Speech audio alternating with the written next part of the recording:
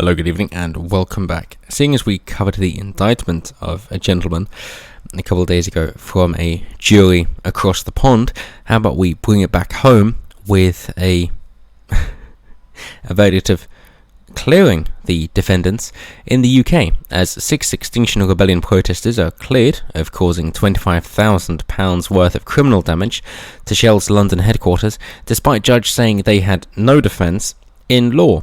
And this is not a case of jury nullification, which is something that once you know about, you aren't allowed to be on a jury anymore. So there's your warning. But that is the case in which you're on jury duty and you are explained, this is what has happened and it has broken the law in this way, and you go, yeah, that makes sense. The defendant has most certainly broken the law. However, this law is not just, and therefore we wish to change the law.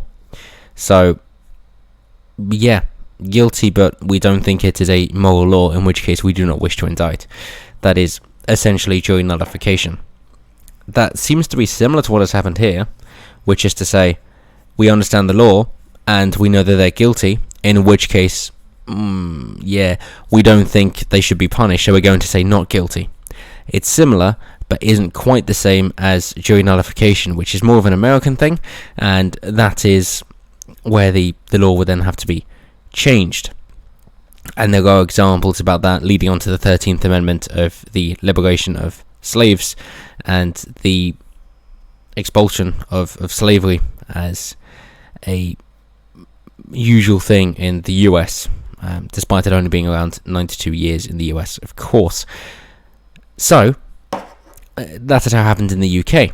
Bear in mind, these 6 defendants were defending themselves up against Shell. So, 6 Extinction Rebellion protesters acquitted after Southwark Crown Court trial. 7th, Catalina Hazapopoulos, 43, earlier pleaded guilty to criminal damage, which the founder of Extinction Rebellion said that's just because of childcare issues. Nonetheless, pled guilty, awaiting sentencing in about a month's time. What's the sentence going to be? It's probably going to be the mandatory minimum, essentially, which is going to be, a fine, which is going to be crowdfunded, and maybe community service, but should be let off again because of childcare, because it has to follow the case of the other 6, obviously. The Shell building in Belvedere Road, central London, was damaged in April 2019, and that is the thing that always gets me about such issues, is that it's 2 years later, and finally the legal decision has been reached after 2 years. So if it's something which is, an important spur of the moment event, then 2 years later you've lost all the greater context. You really have.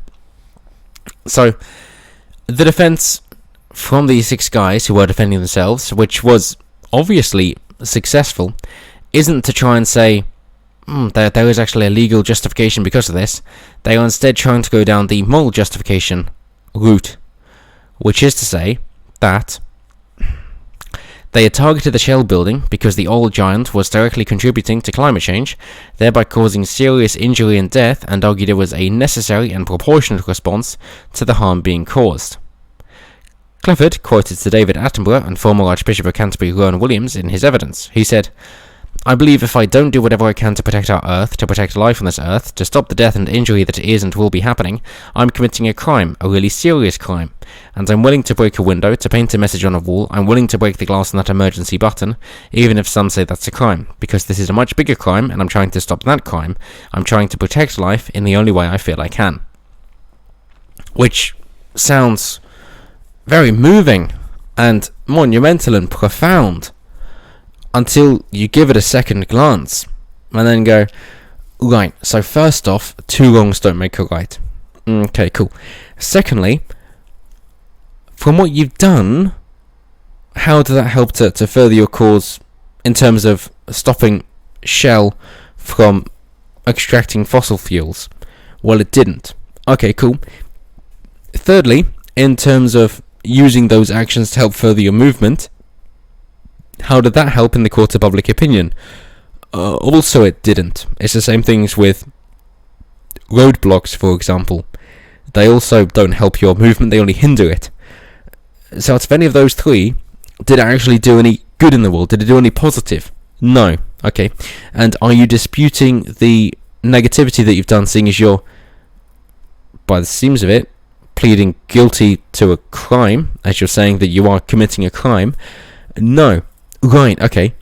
So, you're pleading guilty to committing a crime, which is net negative, and then your defense of the supposed positives are non-existent, in which case, yet again, net negative. So it seems pretty cut and dry. Right. But by all means, let's delve into this a little bit deeper. Cool. So, the harming of the planet. Cool. Is the planet actually being harmed? No. It's a planet. An amorphous blob in our solar system. A rock with some water. Okay, so planet Earth isn't going to be damaged. The only time planet Earth is going to end is either if we have significantly strong bombs in order to split the world in half, which would be quite a tall order, or when the sun becomes a red giant and swallows the Earth. Okay, cool. So essentially this climate change debacle isn't going to damage the Earth. Okay, right. So it's going to damage the ecosystem. Right, what is that going to mean? It's going to mean that there are going to be changes just like there have been over the few billion years beforehand. Okay, and why does that matter? Because some life forms are not going to be able to adapt in time, whereas others will, and therefore we have different life in the future than we do at the moment? Cool. Just like we have different life now than we did historically. Right. And why are you casting moral judgments on that? Because the point of the world is going to end is taking on the thought of humans won't be able to survive. That is what it is all based on. And seeing as this is coming from the same childless people telling other people to not have children because that is a negative effect on the environment, then it seems like you don't really care about humans in the future, because you'd rather there weren't any. In which case, again, your argument is moot. As in, it really doesn't take much thought to really go through this and to say, no, you're wrong on several different levels, and we can quite calmly and easily explain why that is the case.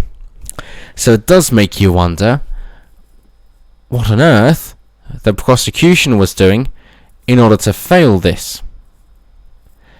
There are two options. I suppose three. One is the prosecution had no idea what they were doing and just failed, or they were, told to not really bother. Okay, cool. So essentially they failed in their job. The second is that the defendants were just so charming that the jury couldn't warrant the thought of having them imprisoned.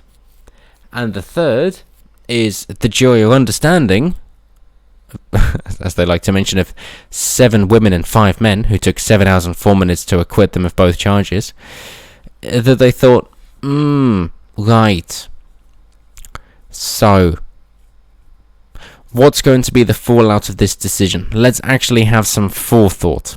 So, if we acquit them, then essentially, let's do the right-left dichotomy as a vague estimate, that the right are going to be annoyed, and they're just going to be annoyed, and that's about it. Okay, cool. And then the left are going to be joyous, or at the very least not burn our shit down.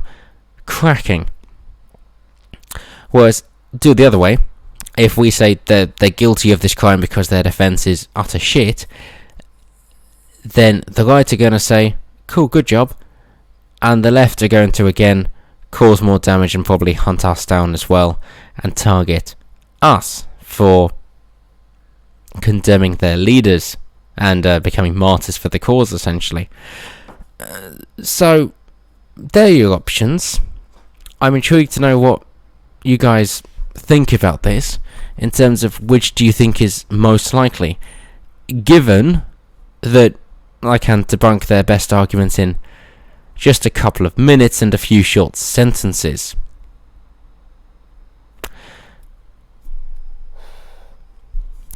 But that's it.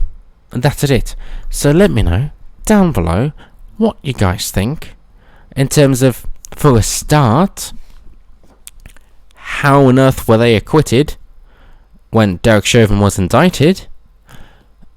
And then, secondly, what kind of sentencing do you think the lady Hasapopoulos will be given for pleading guilty? Let me know down below. Always intrigued to hear what you have to say. And of course, as always, until next time, have a good one.